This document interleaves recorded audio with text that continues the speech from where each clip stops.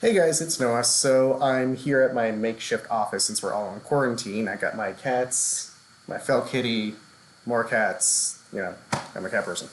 So last night I watched Bab el Hadid, or The Iron Gate, or as we like to call it, Cairo Station. I absolutely loved this movie. It was definitely a quintessential film noir movie. Sorry, I can't talk right now. I watched it last night on my big screen.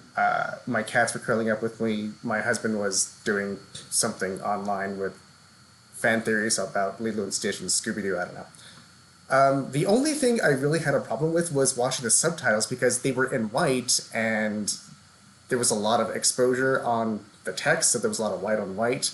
Thankfully, though, I was able to discern what they were saying. Plus, I've taken 4 years of Arabic, so even though they were going at breakneck speed, I was able to catch up with what they were saying. What else about this movie that I really liked? I liked everything: the framing, the score, the backdrop, the characters, how wildly animated they were. Now, keep in mind, actors in the silent film era, all the way up to film noir, acting for camera was still pretty relatively new.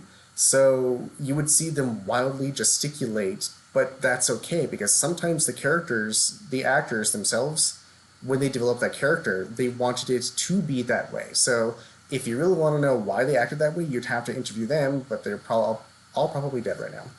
So this is going to be very short and sweet, and I'll see you later.